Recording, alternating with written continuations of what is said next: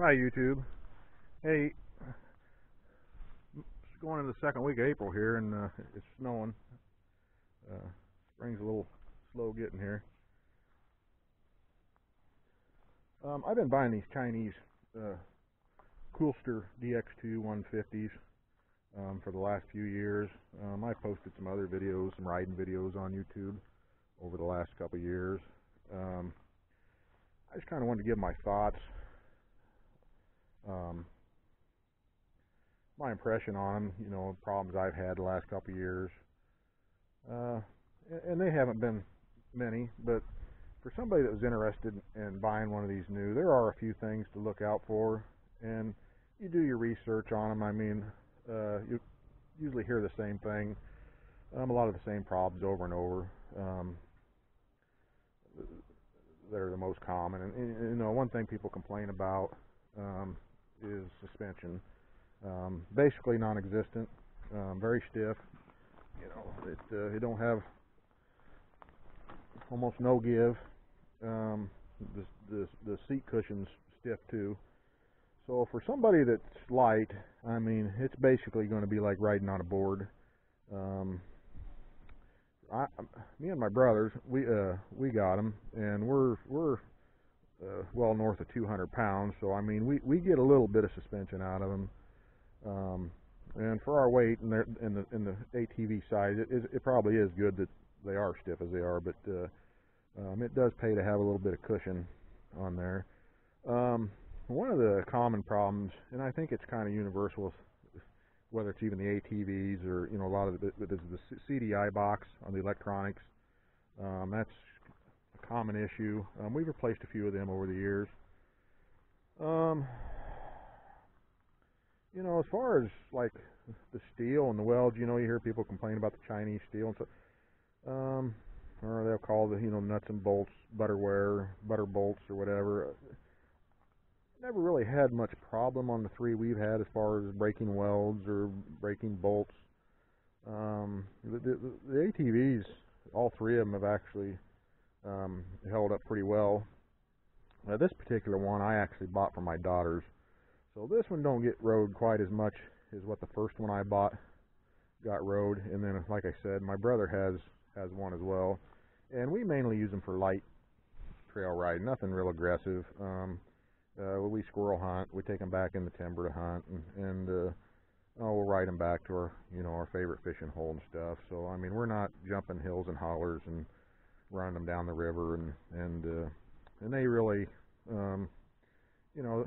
to try to compare one to a Honda or a Polaris or something like that, I mean, that's kind of just silly as far as I'm concerned. I mean, they're really not that type of an ATV. They're not really designed, for some of the riding that, you'd be able to get away with some of the higher end ATVs. But, if you're just looking for something for some light trail riding, and actually I say that, and we've had these in some pretty good spots.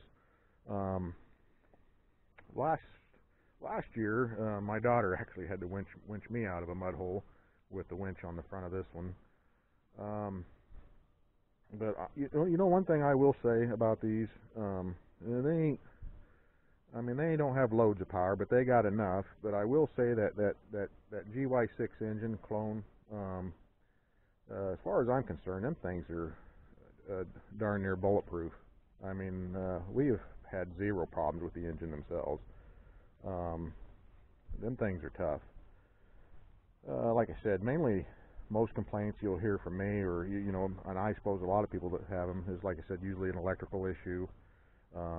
I complain about the suspension. The other two Coolsters I ordered, now they had a different tread design on the back, and them tires that come on them older models, yeah, them was awful. This tread pattern here, you get a little better bite. The other two ATVs, the other two Coolsters, we updated the back tires on them to an ITP mud light, something that bites a little bit better. But this tread pattern here, it don't do too bad, so I probably won't upgrade these. One other thing, this one here, the braking ain't too bad. It's got rear disc, front drums. You can lock them up. I mean, you you got to pull on the handle pretty good and step down on the pedal to get them locked, but you can lock it up.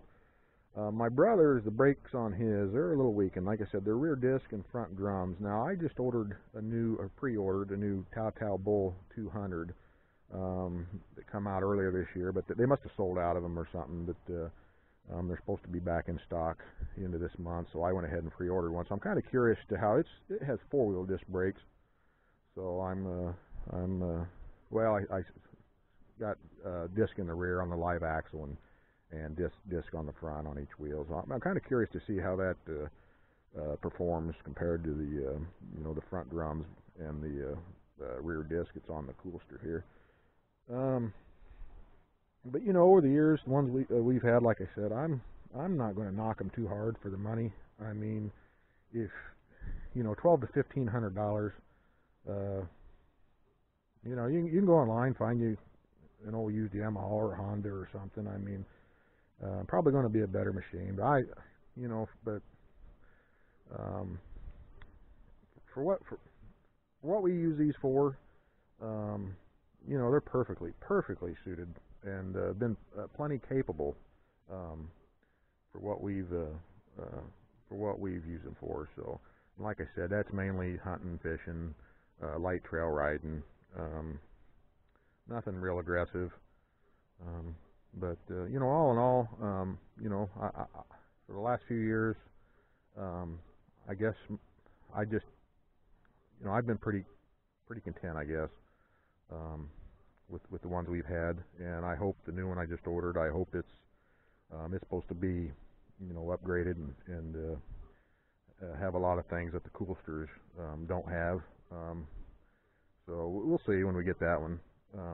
But anyhow, I just wanted, in case somebody is looking at these, and kind of wanted to hear from somebody that had been around three of them for the last few years, to kind of give you an impression of what I thought about them, or any troubles that we may have had. And actually, like I said, we really haven't had much trouble. A few electrical issues, a couple CDI boxes were replaced.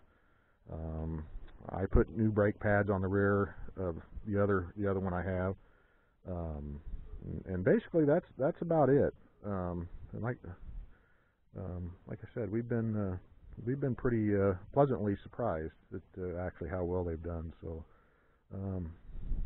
like I said, if you're kind of looking for something just to beat around the timber with, I would just have to tell somebody, don't be afraid of them. If you get a little mechanical skill, something does go wrong, parts are cheap.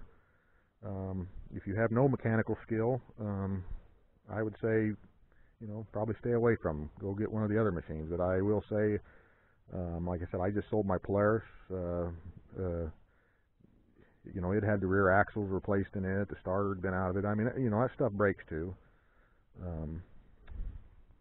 Overall, I'd say probably better quality, but still, for the money, these have been a good machine. So, anyway, hope this helps somebody that's looking. We'll talk again later. Bye.